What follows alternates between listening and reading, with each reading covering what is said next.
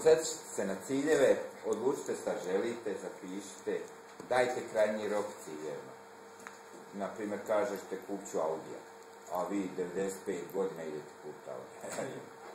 Znači, dadite krajnji cilj tome što želite.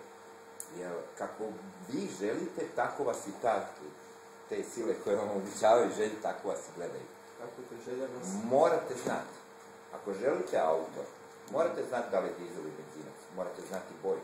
Samo tako da možete dobiti. Dok god se vi dvoumite i te sile koje vam to omogućavaju, i one se dvoume. Taj eksperiment se vršio i on djeluje. Napravite spisak želja koji želite. Napravite spisak ciljeva koji želite da ostvarite. Organizujte se, budite ko Švabe. To. Tačno, precizno i vremenski određeno. I počnite već jednom da ostvarujete taj plan. Mic po mic, od najlakšega ka najkrupnije. Svaki dan uradite pomalo. Svaku noć kažete sami sebi šta sam to danas uradio da mi sutra bude bolje. A ujutru kad ustanete, zahvalite se na ono što imate i nastavite. Počnite odmah. Nema sutra, nema prekstra. Večeras.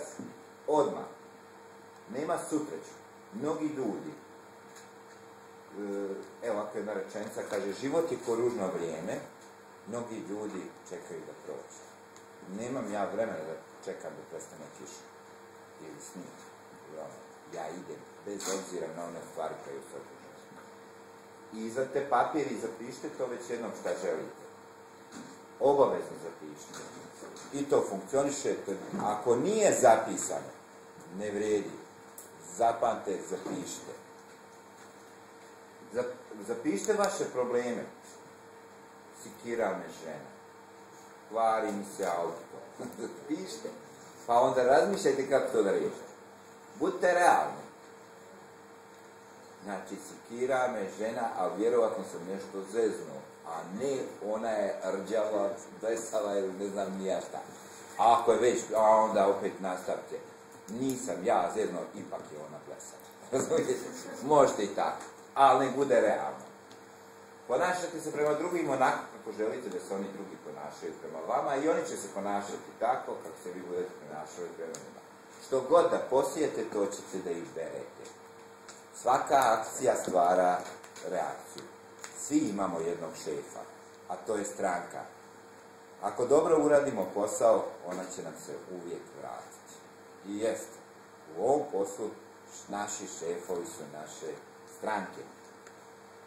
Preuzmite tu odgovornost, odlučite šta želite, uvijek za uvijek budite pozitivni, imajte imidž, počnite ranije raditi, idite do kraja, bez obzira koliko teško bilo, čuvajte poštenje, mislite o svojoj budućnosti i koncentrišite se na te ciljeve. Ovo je sad koliko ih ovdje ima, 8-9, ali su najvažnije. Znači, čitav čas sam pričao o ovim rečenicama. I sad ih ponavljam da ih zapamtite. Budite odgovorni, sve što radite. Odlučite već jednom šta želite od života. Budite pozitivni. Imajte imidž, kakav god da je. Da imate minđuš u ustima ili ne znam nija šta, to je vaš imidž i vi to poštite. Počnite ranije raditi. Jer ćete ranije završiti. Idite do kraja, bez obzira kako vas išlo. Čuvajte poštenje, jer je u poštenju sve recipročno. Ako ga izgubite, vidjet ćete da se to vraća.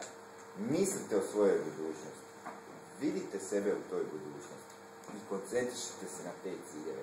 Svaki dan ih gledajte, zapišite ih negdje, zalijepite slike tih ciljeva. Svaki dan ih gledajte. Ako ih budete svaki dan gledali, lakše će vam biti raditi. Jer vama treba neko da vas motiviše. A najbolje vas motivišu vaši lični ciljevi. Imate mentora, ali ne može koliko vaša tabla želja. Kupite tablu u knjižari, košta 35 maraka. I zalijepite na nju sve što želite. I posmatrajte to. Ajmo za godinu dana da se vidimo, evo sutra uradite tako. Zalijepite sliku svega što želite. Pa ćemo pričati o godinu dana, pa ćemo vidjeti kako to funkcioniše. Ja sam to uradio. Koliko mi je ostalo? Samo jedna slika. Samo jedna slika mi je ostala. Sve sam ih riješio. Stavite ljude ispred svega. Najveće vaše bogatstvo su svi ljudi koji vas okružuju. Budite oni koji rješavaju probleme, a ne stvaraju probleme. Stalno ulažite u sebi. Nemojte da budete škrti prema sebi. Koliko god da to košta odijelo, pa kupite ga, pa makar hljeba ne. Kupite to što želite, jer to kad kupite što želite, to će vas motivisati da stvorite još. To je veoma, to sam gledao baš u jednom filmu, kad je, zaboravio se kako zove glumac, kupio dijelo od $5.000. I on objašnjava ženi zašto kupuje. I 100% Nicolas Cage. Nicolas Cage, evo i očigledno. Ja sam se oduševio, to je ona nauka koju govori. On je kupio da bi opravdao to, da bi radio, da bi stvorio više, da bi opravdao tih 5.000. Nemojte žaliti na sebi, kupite, a kad kupite, sigurno ste se ucijelili. I više nek što možete. Obavežite se za najbolje. Koncentrišite se na stranke, usredsredite se na krajnje rezultate i uradi brzo posao. Nema sutra. Ništa ne ostavite. Sve što danas možete uraditi, uradite, ne ostavljajte za sutra. Ovaj čas što sam vam sve govorio, danas su veoma bitne stvari. Napisao sam ga negdje između 2006. i 2007. godine. Nisam znao da još uvijek može da ide i ovakvi časovi, ali nije loše. Ovaj čas je osnova. Krenite od njega. Krenite od ovih stvari koje sam govorio. Odgovornost, ciljevi, poštenje, vizije, krenite od tih riječi. A onda polako kad ih savladate, nadogradite sebe nekim novim, višim, težim i jačim. Ne možete vi preskočiti od jednom 10 metara, ali ako danas preskačeš metar, sutra 2, 3, 4, velike su šanse da preskočite na kraju tih 10. A preskočite samo ako budete vjerovali da ćete preskočiti. Čuli ste kroz istoriju koliko se nevjerovatne stvari desi. Stvarno nevjerovatno. Ali se dešava. I ja vjerujem u nevjerovatne stvari. Nemojte biti skeptici pa da ne vjerujete sve. Eto, probajte vjerovati u nevjerovatno. Pa ćete vidjeti da se može i te nevjerovatne stvari desiti. Da možete sutra dobiti na lotu, da možete postati u ovom poslu najbolji, da možete zarađivati 5, 10, 20.000 maraka mjesečno. To je sad svima nevjerovatno.